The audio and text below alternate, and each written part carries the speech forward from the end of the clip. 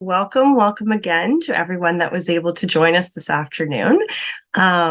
This series that we're actually starting again is very focused on physical activity, and as obviously we could see from the title today, this is our part one, and very excellently starting at where we need to always start, everyone, right? Which is just really looking at this idea of adding movement, right? So going back to the simplicity, right, of activity, which is that we need to move. Okay, so that is what we are discussing today. We'll be very excited to continue through our series.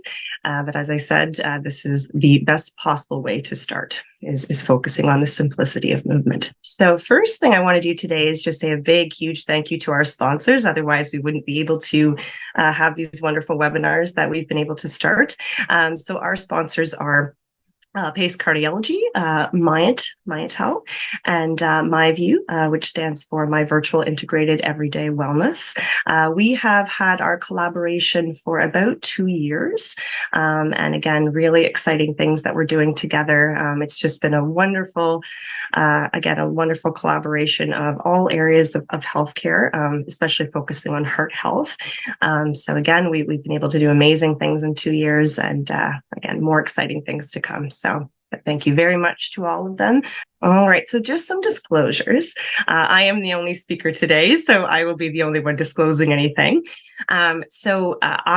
Just to give you a bit to go along with the disclosure, my name is Leslie Van Zelst-Lempp, and again, yes, that's a mouthful. Leslie is fine.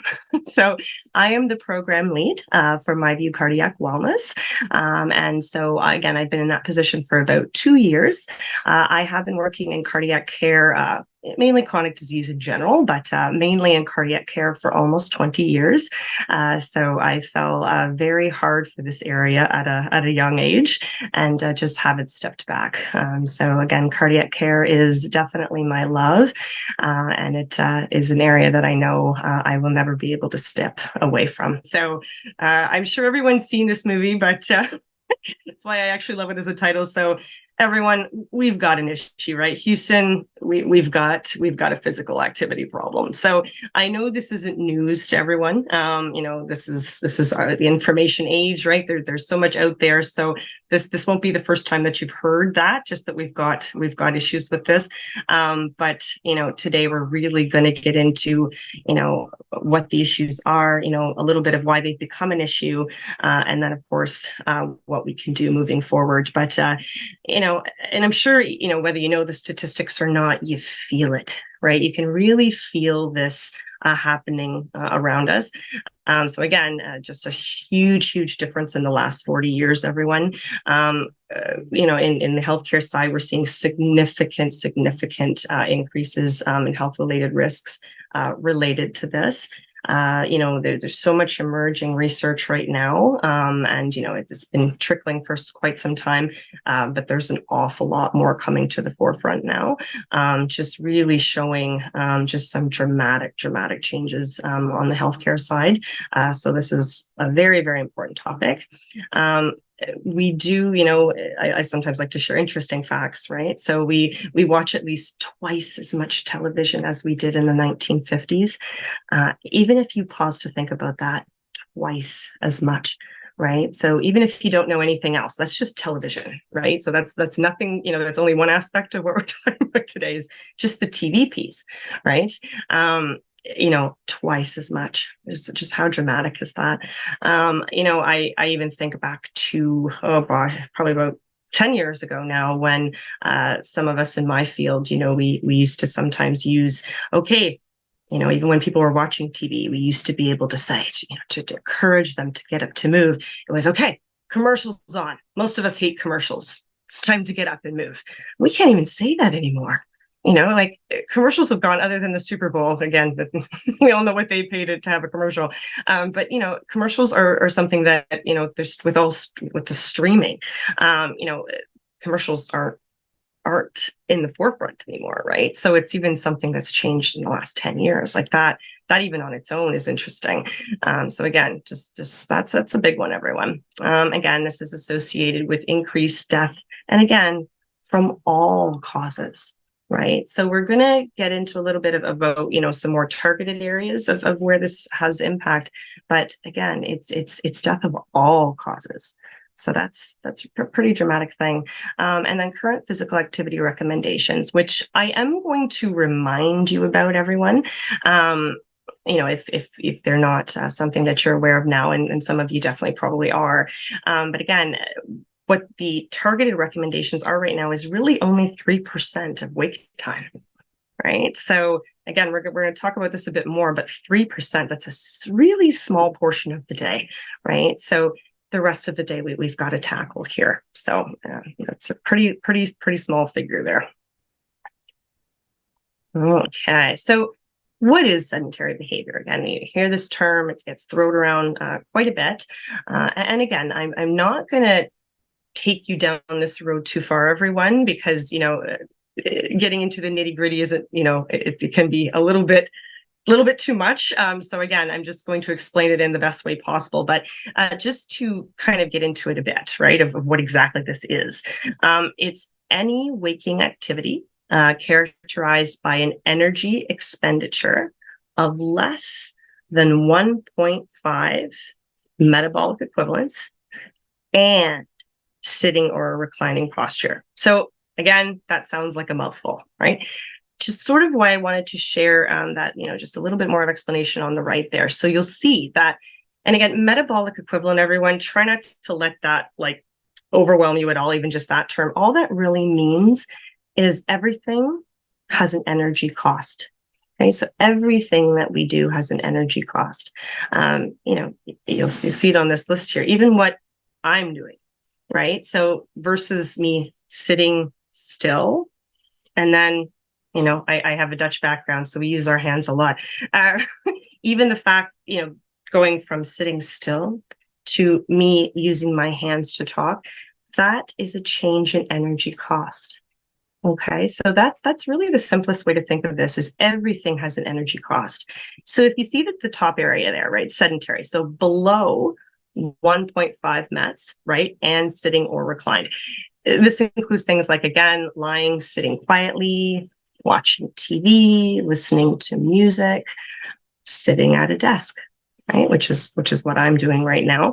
I'm not sure what some of, I can't see everybody, so hard to know if some of you are sitting, if some of you are standing, but I'm a good example right now of below 1.5 metabolic equivalents, right? So the energy cost of that. Meditating, knitting, these are some other examples. So once we sort of move past that, so again, those are some examples, and we will get into this a little bit more, but really important to understand that is sedentary. The next part is 1.5 metabolic equivalents to 3 metabolic equivalents. So like I said, it's just that next step above, right? So even, me gesturing, if I really gesture, it's possible that we might lead past 1.5. But again, some good examples there is especially when we stand up, right? So we go from sitting to standing, so whether that's for cooking, laundry, ironing, cleaning, these are those kinds of examples, right, of some activities of daily living, or chores is another way to look at it. But it really is that part of actually standing, right? So going from sitting to standing, that's how much more energy we need to do that. Walking slowly. And please remember that's different for everybody, right? So, depending on our age, our fitness level, any conditions we suffer from. So walking slowly can mean, many, lots of, for intensity, right? It can mean different things, but in general, right? So walking slowly and playing cards, darts, musical instrument, grocery shopping, that is that light activity, right? So that difference between being sedentary and then changing into the next phase there of an energy cost. Past that, everybody, and again, please keep in mind those examples are, again, very vast when it comes to intensity, but everyone's heard this term moderate to vigorous, right? So I always like to joke, if you've been on Earth for any amount of time by now, again, there's so much information out there. You've probably heard these terms. So moderate to vigorous technically means when we've moved past 3 metabolic equivalents, right? So quite a bit more of an energy cost to these activities. So basketball, I laugh at that one because I am formerly a varsity basketball player. So the way I play basketball versus the way like my neighbor plays basketball is quite different.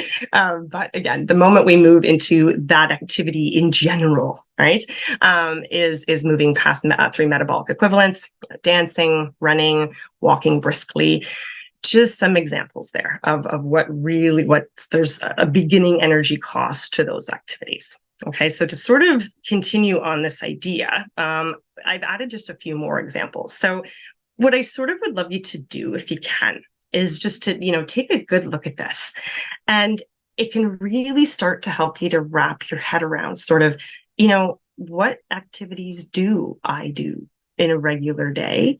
And how much of an energy cost do they have? So you'll see on the left-hand side there that, this is really, more on that area of light activities, right? So we're talking about, again, once we've come past 1.5 metabolic equivalents, but we're still below that 3. Okay, so lots of great ones there. Again, we've put just a red box there around, like, sitting quietly would still be a 1, right? So that is sedentary. Right? So it's blunt. So we're sitting quietly, just relaxing. But again, the other examples there, right? So, and I often get some pushback from the golfers. So if we've got some other golfing with a cart, so, I don't want to upset anybody today. I always get in trouble from golfers. Again, the golfing with the cart, sorry, everybody, that is not considered moderate to vigorous. With the cart, I still get pushback on that for some. So again, you'll see lots of examples there, right? So, fishing, standing, just some light housework, playing catch.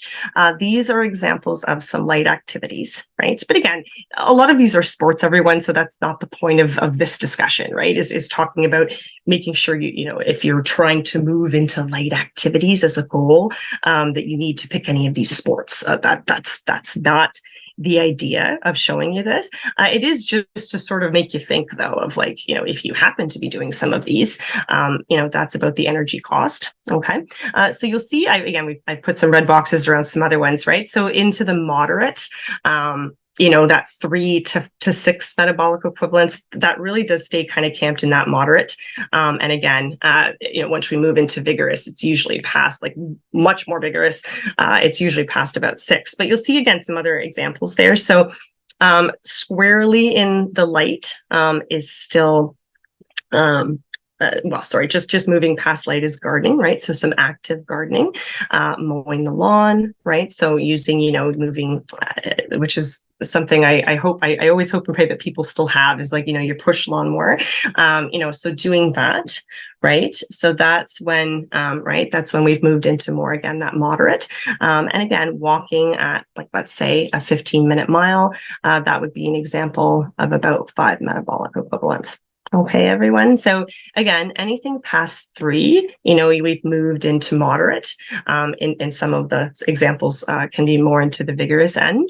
But I am just going to pause there for a sec, right? So just get a sense, right? Maybe find, possibly you can find something on here that you currently do.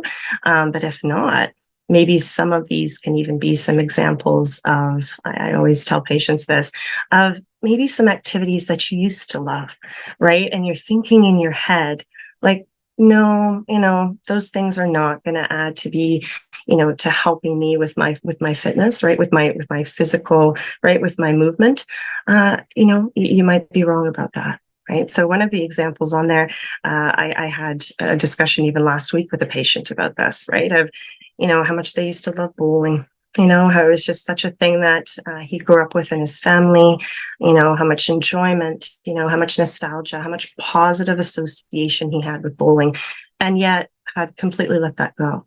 Right. Just thinking that, no, I've got heart disease now. And, that's not probably what I should be doing, you'd be wrong about that. Right. Just that this category, right, of moving from sedentary to light activity, these are some really important things to remember, right? That of course it matters.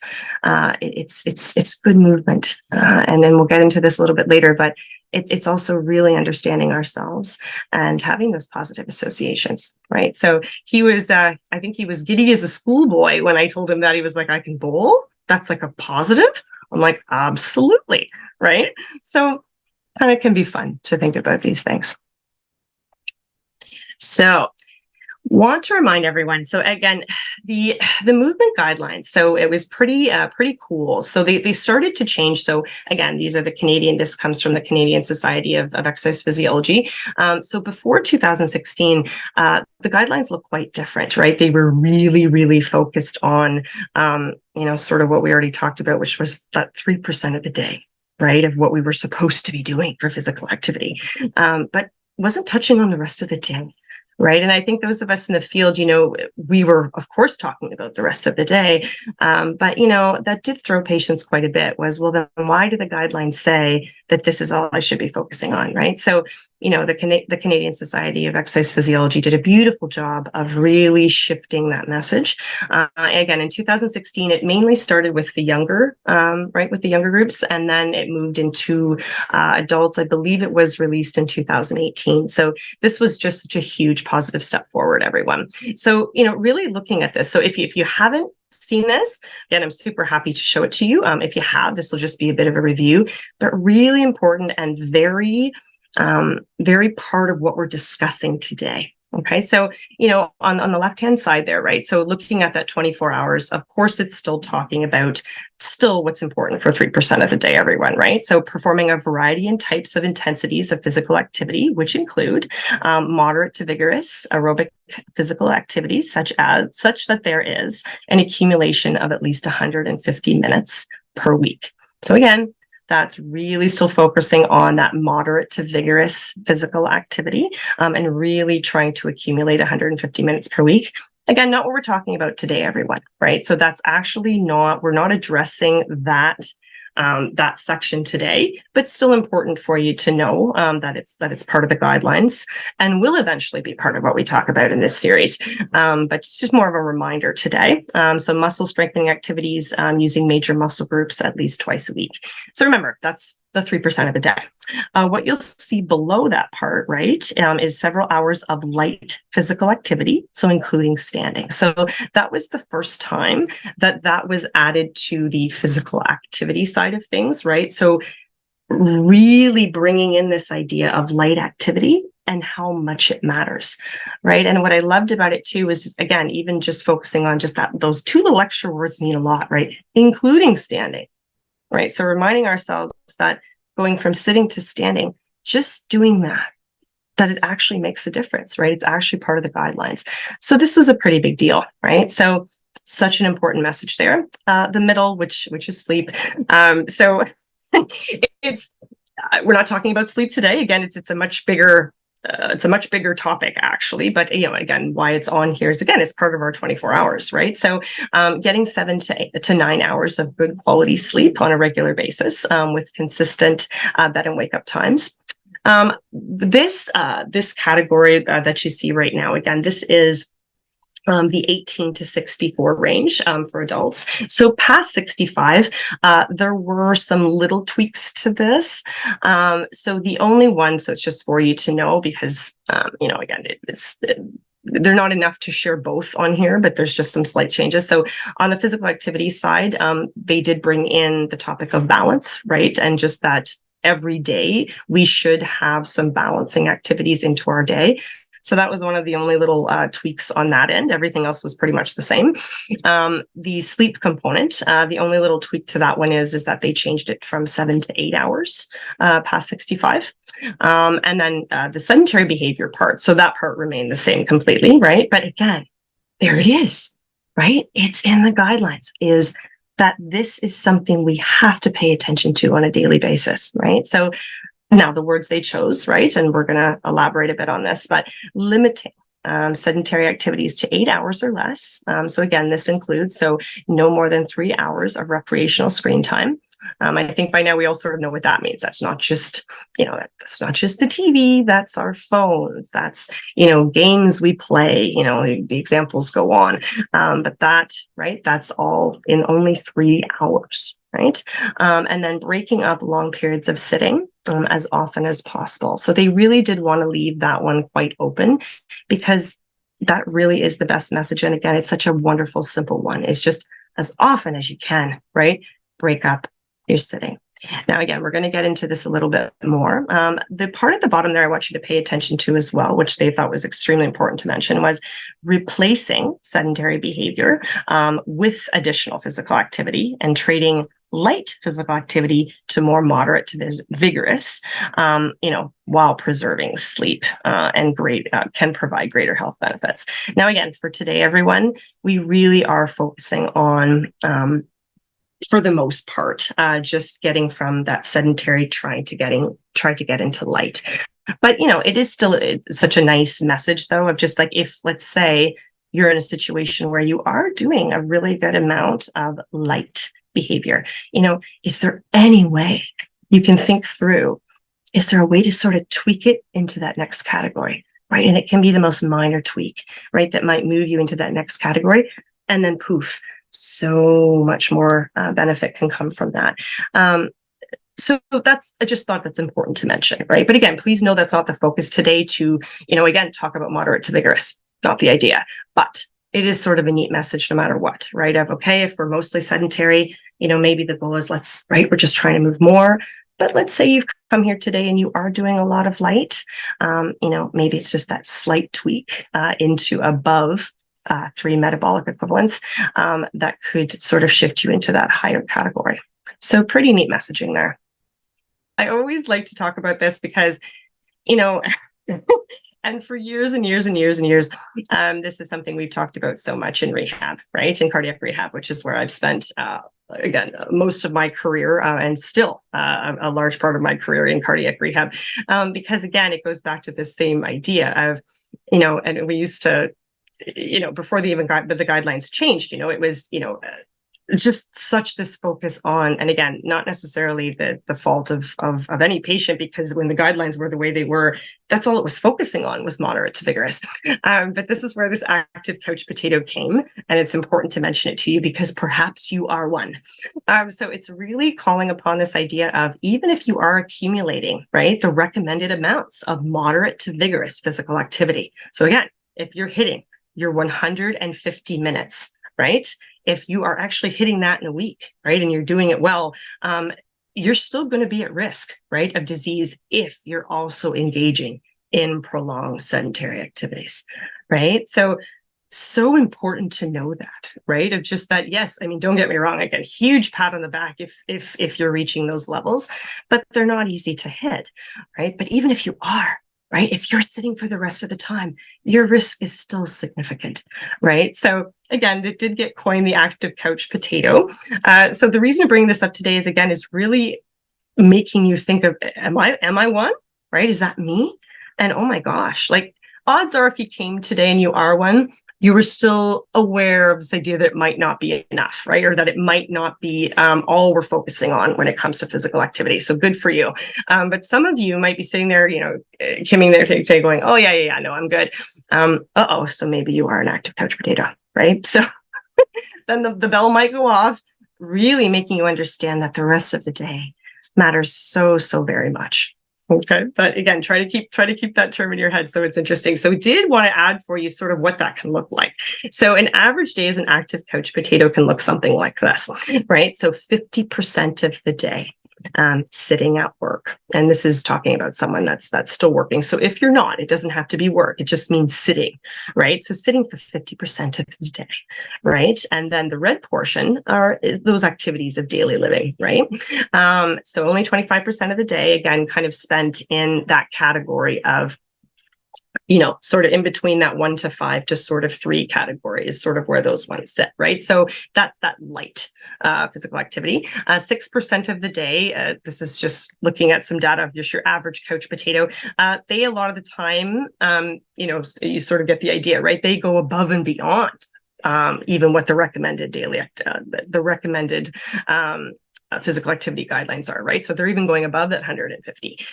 So, 6% of their days can be spent with, again, these are just examples. There's so many examples, as you saw, of what this could be. But leisure time, running, swimming, cycling.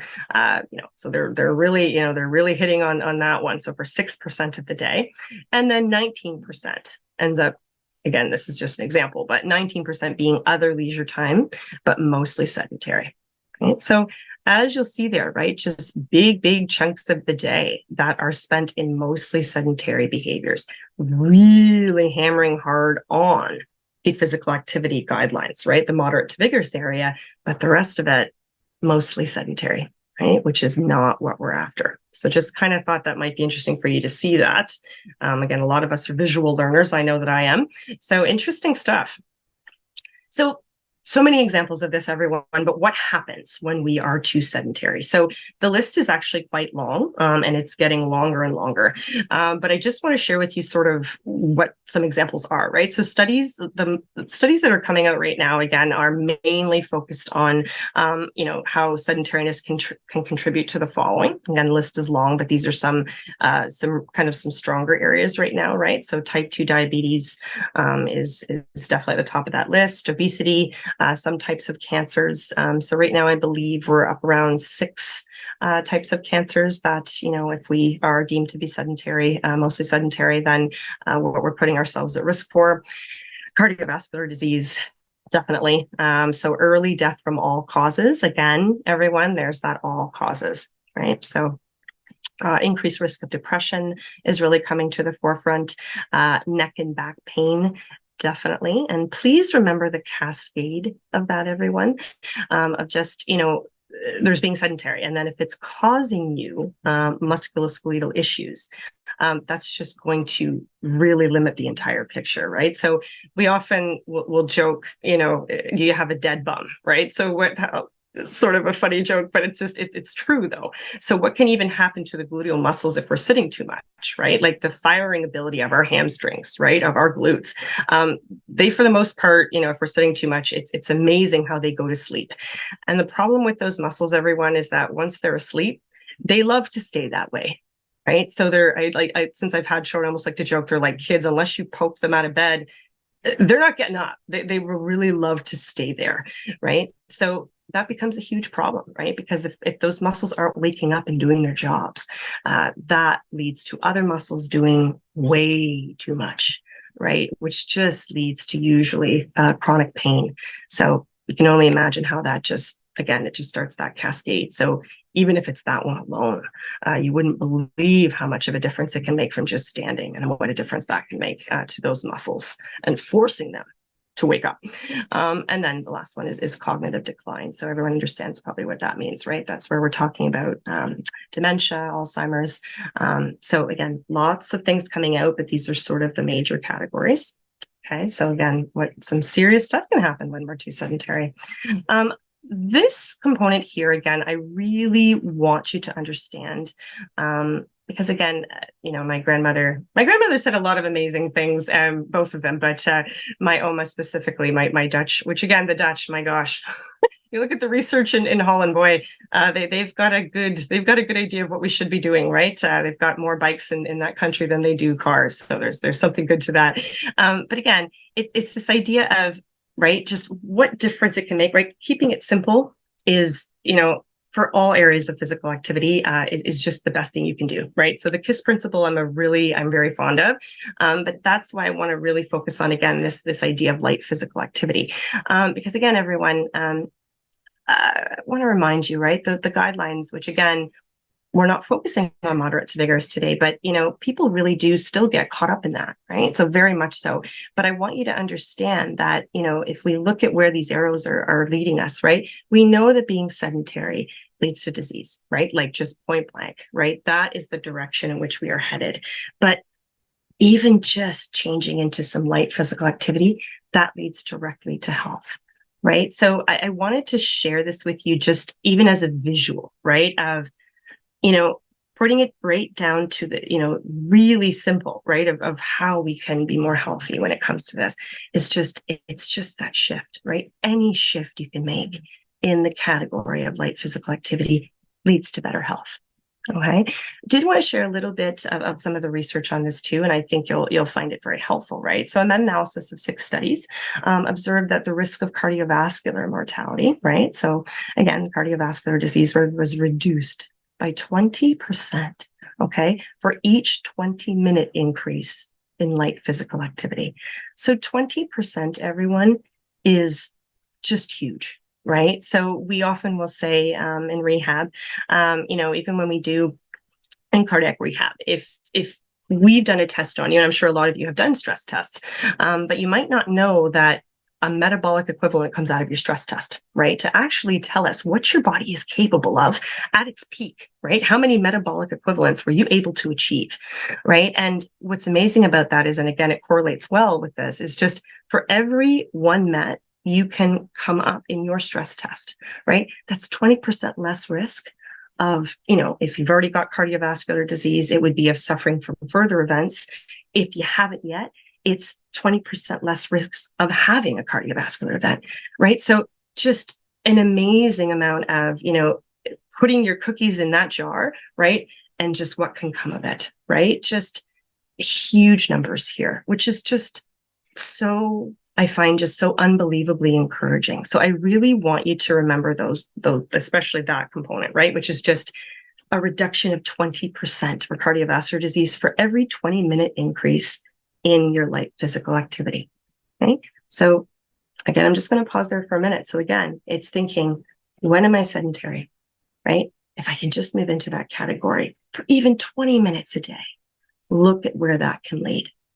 And again, light physical activity, right? So almost, which this just leads, it makes sense, right? Almost limitless opportunities for micro interventions, which is where someone like myself spends a lot of my day. And it's just such an enjoyable part of my day for that reason, is just going, whoa. Let's take a big step back here. Let's start looking, such big, aspirations, right? For most patients of, okay, I'm going to run a marathon. Well, have we ever run? No. Okay, so again, it's going back to why do you think you need to do that? Why is that your goal? So again, a big part of my day is really going to these micro interventions, right? To just go, no, let's just try this component and see where it leads. Because remember, everyone, consistency is what's key, right? So again, just the limitless potential of this is so exciting, right? So and it's through those daily behaviors, right? So again, 16 hours per day, most Canadians are awake, but they're not engaged in moderate to vigorous physical activity. So, okay, but what do we do with those 16 hours, right? Can we make ground, right? Exciting stuff, right? And it is, the moderate to vigorous is tough, everyone. Okay, so really try to keep this in mind. And even if anything, try to keep this visual. All right. So, not going to spend too much time on this because I know a lot of you are aware of the health benefits of more moving, right? But what I want to sort of touch upon here, so again, feel free to read through some of the health benefits. But again, I think a lot of us definitely understand what a lot of the health benefits are, but you'll find some other ones there perhaps you weren't aware of. But for the rest of it, I do find this is important to share because, motivation is a complicated thing. So yes, of course, most of us want to be more physically active to be more healthy, but it can bring so much more, right? So I do find this is important to share. So even from a social perspective, right, it enhances social cohesion, positive identity formation, reduces isolation. So this one is a particularly big one for a huge portion of my patients, is this isolation that they feel. Socializes children toward active lives, of course. Expanding access to facilities and public spaces can aid crime reduction by engaging, right? Community health and capacity. So from the social end, right? Just, if even at its most basic, if someone sees you being active, right? Again, it's that sort of idea of this cascade, where that can lead is just, it can just be so motivational to think of how we can positively impact our social what surrounds us that way. For environmental, right? So, this is probably something some of you have heard in out there in information land, but I just wanted to call upon a few of them, right? So improves air quality and has a direct impact on the environment. Active transportation, of course, reduces pollutants from motor vehicles. And of course, it really brings us to that connection to nature. Economically, reduces, which of course we hope that our government really starts to realize this, right? So reduces overall healthcare costs, increases productivity and lower absentee rates, creates economic advantages for businesses, employers, and employees, reduces community and parking costs, right? So in Toronto, wouldn't that be nice? And communities with active spaces and places, improves tourism and attracts business. So just thought that was important to share, everyone, that again, of course, we want to be healthier, right? We want to be healthier for ourselves. We want to be healthier for our families, for our friends, but your commitment to that, where that leads, right? So there's socially, environmentally, and economically, just has overall just such a positive effect. So just want to make it, just to spend a little bit of time understanding that. Okay, so mindful moment, everyone. So mindful movement. Sorry, in a lot of other talks we do a mindful moment, but we decided to be cute and call this a mindful movement. So just going to spend, because I know we're running a little bit over time at this part, but I just wanted to take even 30 seconds just to, again, and we're going back to the KISS principle, everyone. So I don't know if we're all sitting right now, but I know that I am. So what I want to do right now is just to share with you something I try to do, at least every 30 minutes of the day that I happen to be sitting in meetings or doing presentations. So we're actually going to do this in practice right now. So I can't see you, but I hope that you will join me. We're just going to stand up, everyone. Okay. So another good example actually is when you are, let's say you are in meetings, right? Or you're, you are stuck to your computer, let's say, sometimes good to wear some light clothing. So even though this is more a bit of my business clothing, it's light. So it just helps with that freedom of movement. But all I'm going to spend some time doing with you, everyone, is just, again, this is simple stuff. Doesn't need to be complicated to help us move into that light category. So we're just going to do a little bit of marching. Okay? So we're not going to spend a ton of time on this, but I just want to give you some examples of what you can do. So we're just going to march. Don't worry about how high your knees are going or how high your arms are going. Just make sure the movement feels good, right? So we're not looking for pain here. We're not looking to, do any extreme muscle activation here. We're just trying to get those muscles to wake up, nice and easy, and just get that blood flowing and get everything moving. Okay, so even if you just get up and march, it's so positive.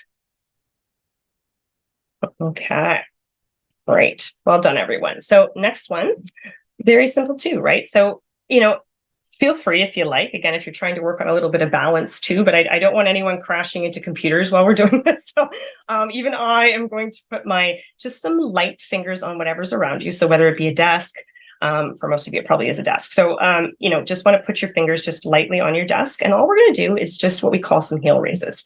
And all that means, everyone, is we're just going to come up on our toes and we're going to come back down. So don't worry about how high you're getting on your toes. Just going to go up and down. Nice and easy. The idea here is not to go as fast as possible.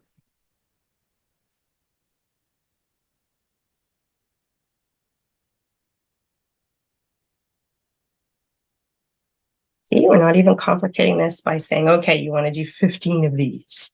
No, just whenever you can, you're getting up. You're just wanting to move. So don't worry about counting them off. You just want to say, okay, maybe right now I'm going to do a minute or 2 minutes worth of some movement. Okay. So again, these are just heel raises. So just coming up on our toes. Wonderful. Good job, everyone. So another one you can do is what I like to call the twist and tap. So, again, if you've got your desk around you or what have you, we're just going to twist. And again, when you're sort of twisting, you just sort of want to tap, right? Just to sort of stop ourselves on that. So I'll just demonstrate. I know you can't see my desk, but so we're just going to move and tap the desk, right? So you're sort of bringing that arm across. But again, we're not trying to complicate this. It's just a bit twist, tap, twist, tap, twist, tap, twist.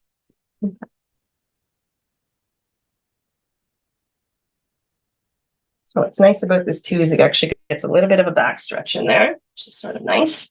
Please do not twist too vigorously. We're not trying to get your spine to yell back at you. It's not the idea. Just trying to move that.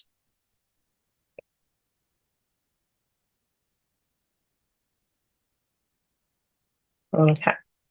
And last but not least, just some leg raises. So all that is, everyone, is again, we're just sticking our leg. You can do it. You can send your leg back or you can send it to the side. Again, don't need to overthink it. It's just we're going to lift our leg up. So, you know, if you were on your hands and knees, we joke this is affectionately called the dog pee. You're not on your hands and knees, but you can think of it that way if you want to. Just sticking our leg out to the side, again, or to the back. It's when we're focusing on the dog, it's usually to the side. I don't think I've seen a dog go to the back, but if you have, maybe we can add that into the description. And again, just out to the side, no focus at all as to how high your leg is going. Doesn't matter, right? Just like out to the side. Okay, and you just want to switch to the other side. Okay. Wonderful. Okay, everyone. So just wanted to take you through that. So well done. If you engaged in that, well done. Just wanted to give you that example of what you can do. You really got to keep it simple.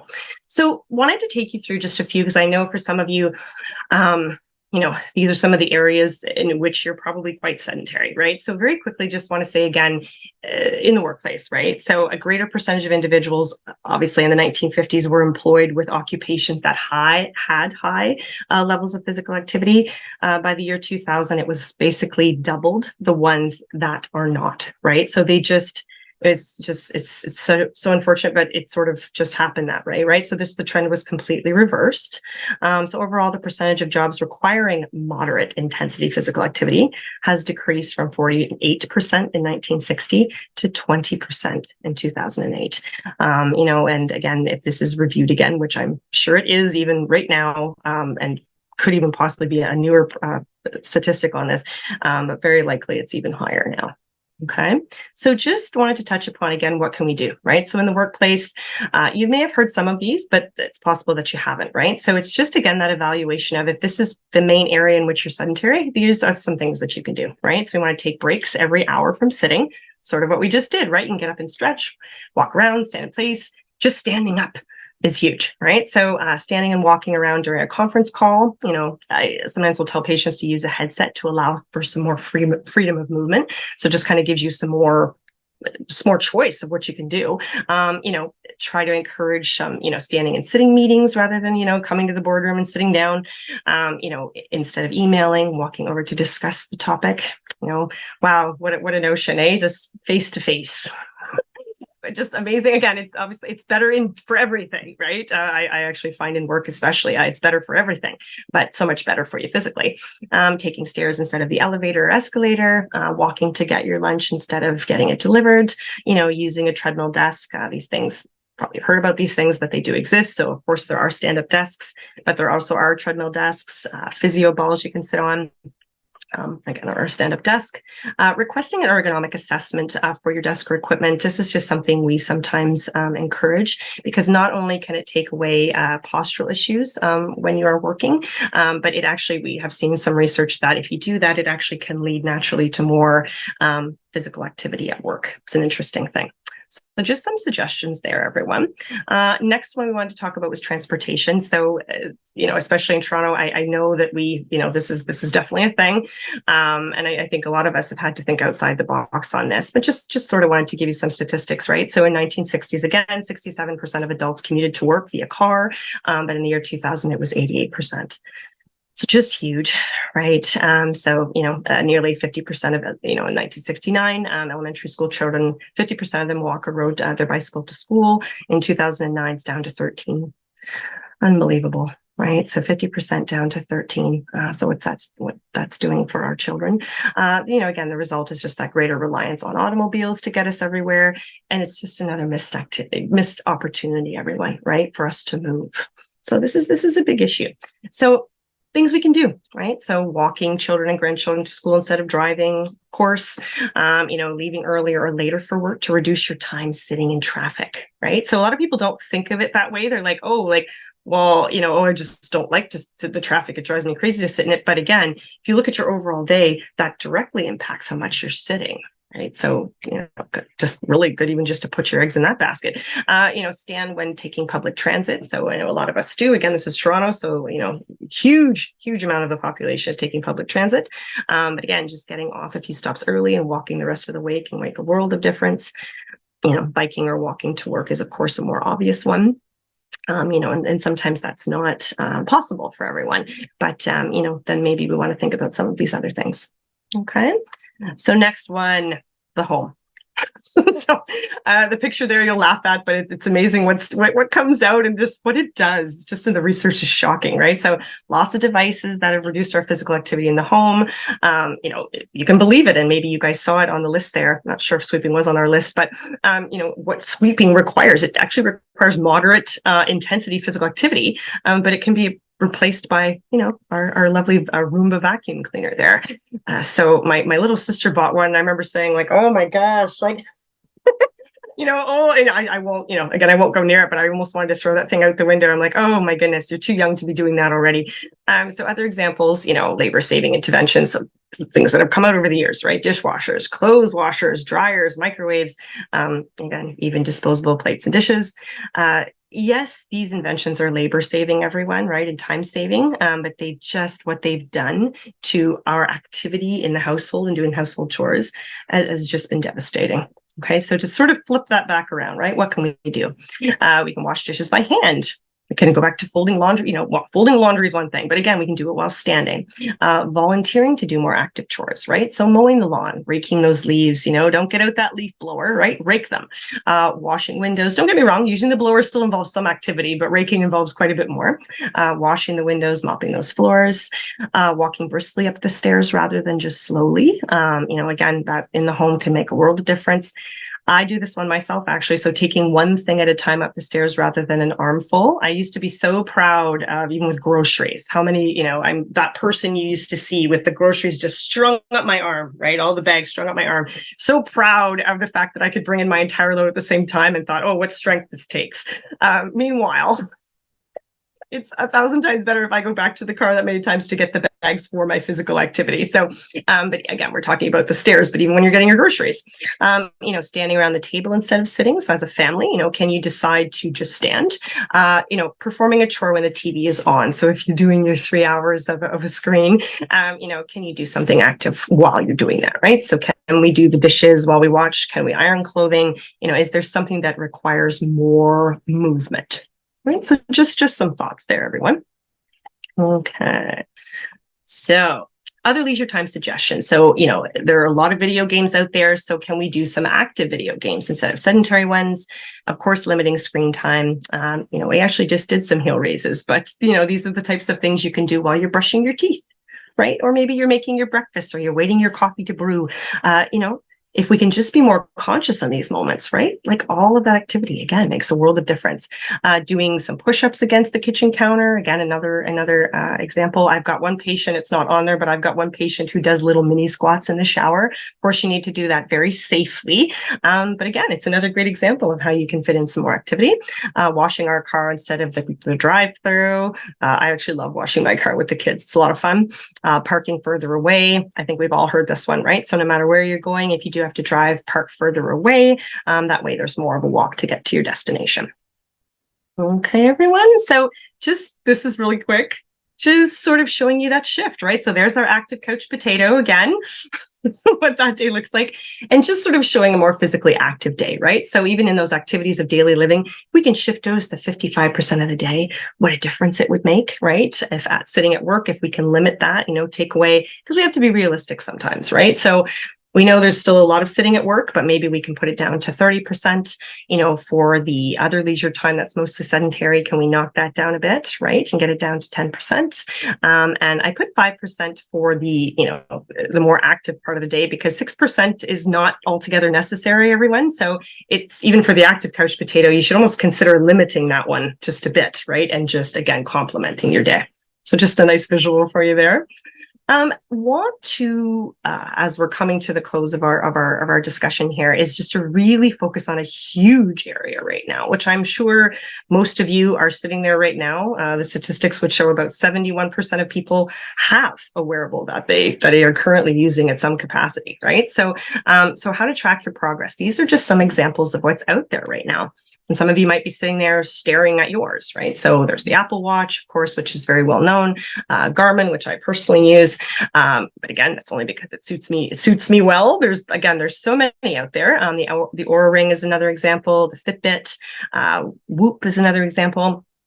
And then Myant Skin Garment. So, of course, Myant is one of our amazing sponsors. So we just want to spend a little time with you today, sort of talking a little bit about what the skin garment actually can offer. But again, it's more just to show that, again, yes, skin has these options, but it's very important to remember that you want to choose the one that's right for you. And so many of them have these components. So I'm going to share with you sort of what the components are a little bit to look for.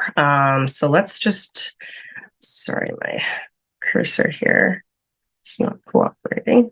Okay, so there we go. So the skin garments basically are textiles, right? Containing sensors, tracking your steps and monitoring your posture and activity throughout the day. So, and again, there's so many metrics in all of these wearables, right? That show, some of them show more than others, but skin in particular, right, really has a lovely complement. So some other features as well, which are useful, of course, for wellness are, sleep duration and temperature.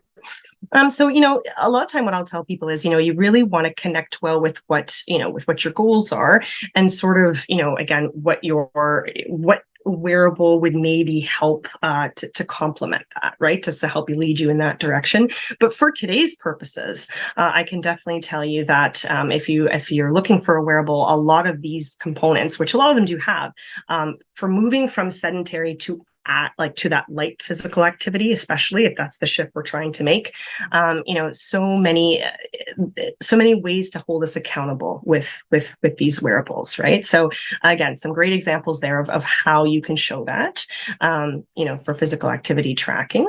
Our next one here. So again, for skin itself, right? So it's a medical device, right? Which is, and there's, again, a lot of the different wearables, they have this component and some of them do not. So skin is able to record your ECG. So again, it's giving you that heart rate in real time. And if you want to see the effect of exercise on your rest and on your heart, these are things that are very user-friendly and show you quite easily on this garment. The heart health page, even actually, which is pretty cool for those of us in the, there's a few other ones that have this too, and I find it so neat. So it has a viewer, which you can see your own ECG recorded by the garment. So it's pretty neat stuff, what's coming out.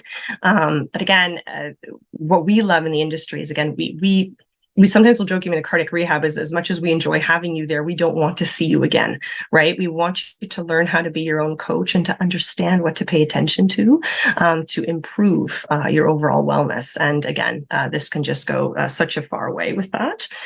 When it comes to symptoms, so, if you are a part of a cardiology clinic, if you do suffer from, let's say something like atrial fibrillation, which is a lot of the population, right? So you can log your symptoms and events that your care team can actually review, which is, unbelievably helpful, not only for your self-learning, but for your clinician. So sometimes the hardest thing for us as clinicians is, really wanting to help you to improve, not over, to be aware of your triggers, be aware of your symptoms.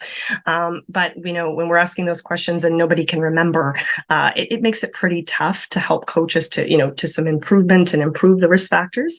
So, any kind of logging, any kind of data you can log is just so unbelievably helpful. And it's definitely, I'm sure some of you on the call have had, maybe you've had one Holter, you've worn numerous ones. This can be extremely helpful when it comes to Holter monitoring, right? So making those associations of when you are experiencing an arrhythmia and sort of what you're feeling at the same time. So very important, interesting stuff there. Another cool thing about skin, and again, some of the others carry too, is just this, this ability to look at your community, right? So this feature is called Aura, which allows users to share their health and wellness data with family and friends. So Honestly, everyone. So even going back to ways, for motivators for us, right? So again, if we're being active, again, important to share with family and friends for lots of reasons if you want to share. But it can also be kind of a cool motivator for you, right? So health management is one thing, right? And helping you progress on your challenges. But, having sort of sometimes just some friendly accountability with friends and family, right? To see who's the most who's shifting, right? Who's shifting from sedentary to more light physical activity, who has made some, again, what's neat with that too is it really is neat how it shows, like, especially if you are doing that light physical activity, and maybe you've shifted, right? You've shifted into a little more moderate to vigorous. That can be really cool to sort of compete a little bit, to see who can do that. And it's for everyone's benefit. So some pretty neat things that are coming out. But yes, we just wanted to share that with you. Thank you, everyone.